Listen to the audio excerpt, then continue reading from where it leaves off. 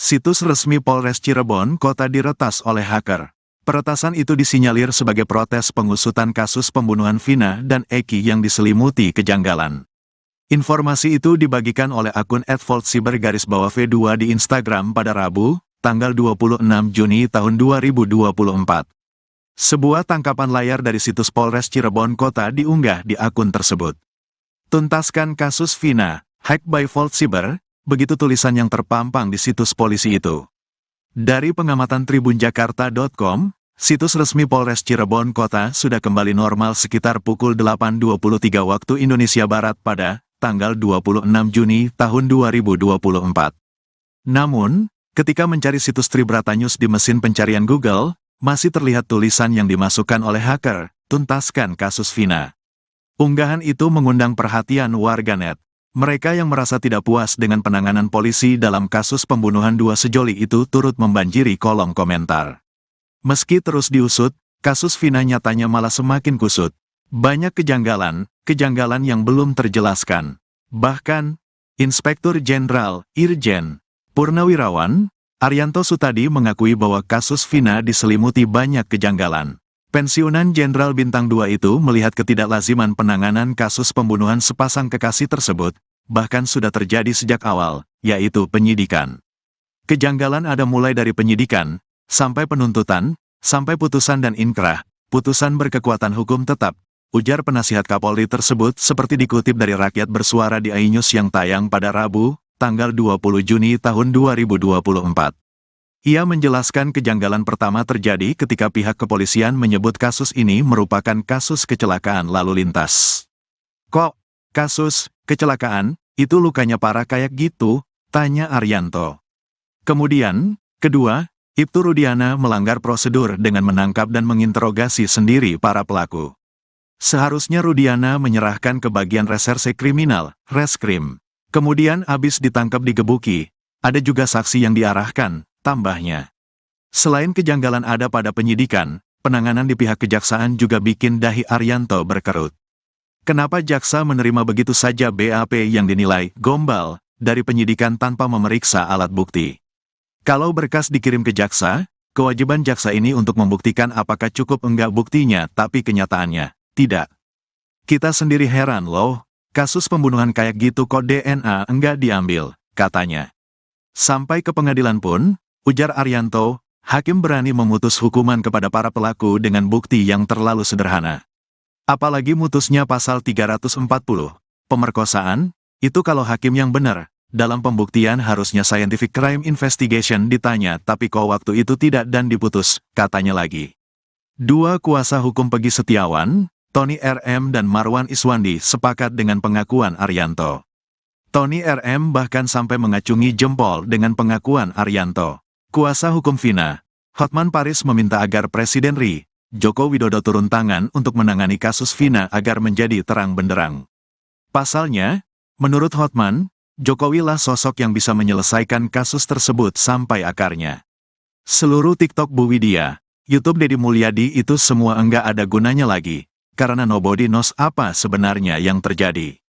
Dan hanya bisa terbongkar kalau benar-benar Pak Jokowi mau keadilannya terbongkar. Satu-satunya adalah bentuk tim pencari fakta, ujar Hotman Paris dilansir dari YouTube Cumi-Cumi yang tayang pada Rabu, tanggal 20 Juni tahun 2024. Hotman melihat, pihak kepolisian, dalam hal ini Polda Jabar, hanya mau menyeret Peggy Setiawan ke meja hijau untuk divonis bersalah.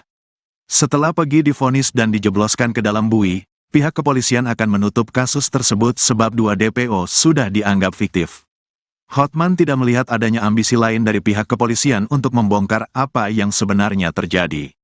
Jadi penyidikan yang sekarang akan membuat rakyat kecewa karena tidak dapat apa yang sebenarnya terjadi, misterinya tidak akan terbongkar, tambahnya.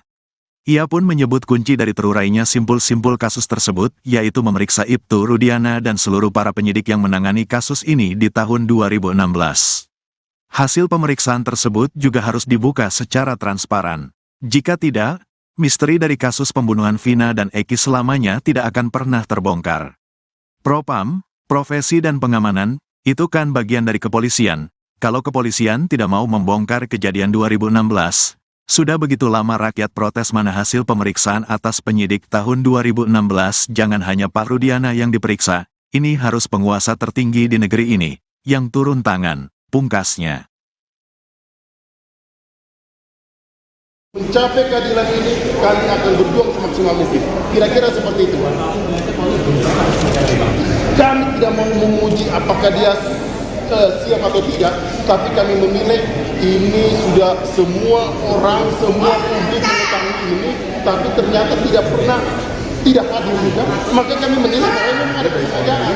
Apakah mau pakai cara klasik supaya pra-peradilan ini nanti gugur, maju ke sidang pokok perkara? Ada apa ini? Jangan buat publik lagi menjadi janggalan. Kuasa hukum Peggy Setiawan, Insang Nasruddin, merasa absennya Polda Jabar dalam sidang pra-peradilan hal yang janggal. Hal tersebut disampaikan Insang Nasruddin seusai ditundanya sidang pra-peradilan kasus pembunuhan Vina Cirebon di Pengadilan Negeri Bandung, Senin, 24 Juni 2024.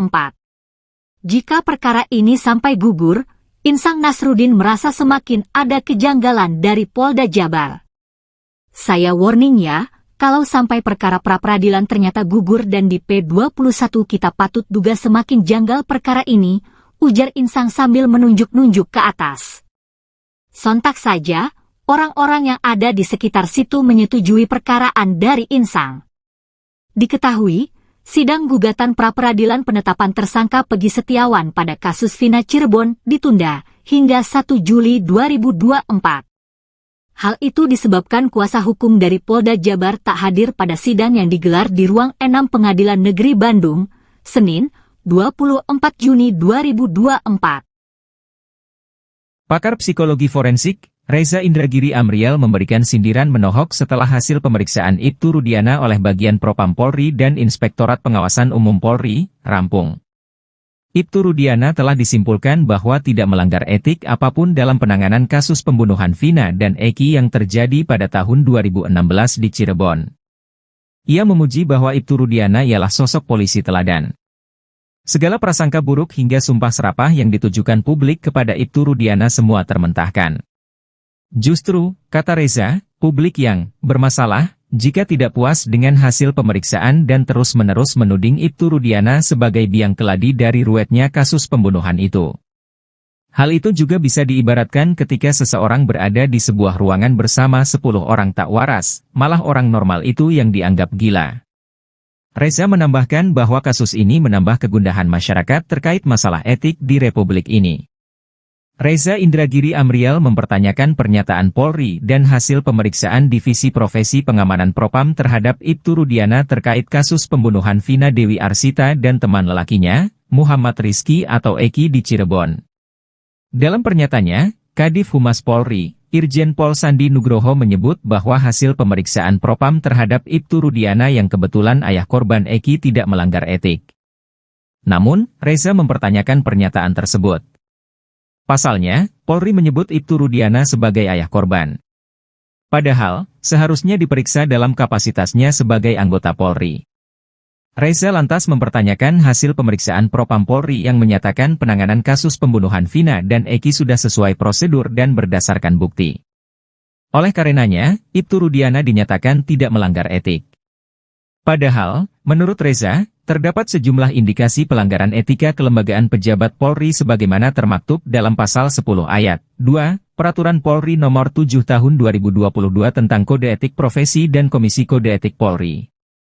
Dia menjabarkan bahwa Rudiana dalam laporan kepolisian yang dibuat pada 31 Agustus 2016 menyebut bahwa kedua korban ditusuk.